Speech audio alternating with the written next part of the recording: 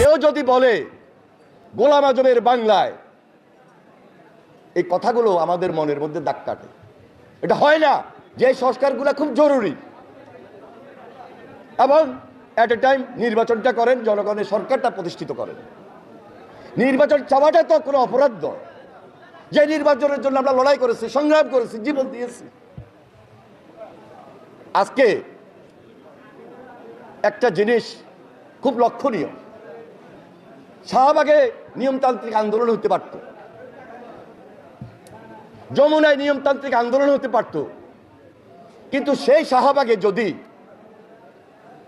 আজকে জাতীয় সঙ্গীত গাওয়ার ক্ষেত্রে বাধা আসে, বিএনপিকে কেউ কেউ ভুয়া ভুয়া বলে স্লোগান দিতে চায়, কেউ যদি বলে গোলাম আজমের বাংলায়, এই কথাগুলো আমাদের মনের মধ্যে দাগ কাটে। এটা হয় না। আমরা সবাই ঐক্যবদ্ধভাবে সংগ্রাম করেছি, তাহলে কেন, কি কারণে শাহবাগে কিছু স্বল্প সংখ্যক কারো কারো উপস্থিতিতে এই ধরনের স্লোগান হয়? তাহলে বুঝতে হবে যে কারা কি চায়, কাদের মধ্যে দেশপ্রেম আছে। এটা বিচার বিশ্লেষণের সময় কিন্তু এখন। এই জন্য আমরা বারবার বলি, কারণ নাম না ধরে বলি, কাউকে সরাসরি আঘাত না করে বলি, শুভ বুদ্ধির উদয় হওয়া প্রয়োজন।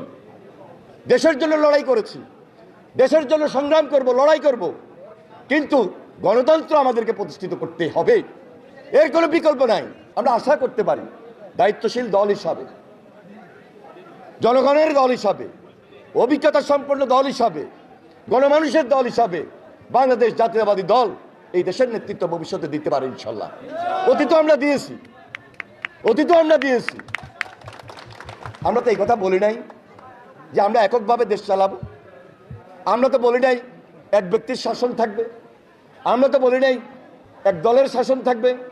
বিএনপির মধ্যে কোনো ফ্যাসিবাদ ছিল না, বিএনপির মধ্যে কোনো একদলীয় শাসন ব্যবস্থা ছিল না, এক ব্যক্তির শাসন ছিল না, স্বৈরাচারী শাসন ছিল না, কর্তৃত্ববাদী শাসন ছিল না।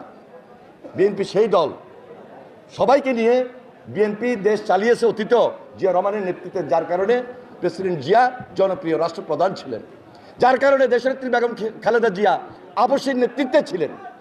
আগামী দিনেও আমরা মনে করছি তারেক রহমান যে প্রস্তাবনা দিয়েছেন 31 দফা, সে 31 দফার মধ্যে জনগণের কথা আছে, দেশের কথা আছে, সকল দলের কথা আছে, ফ্যাসিবাদের বিরুদ্ধে কথা আছে, দেশ গড়ার কথা আছে। তাই আসুন, এখনো সময় আছে, আমরা সবাই ঐক্যবদ্ধ থাকি, দেশটাকে গড়ি।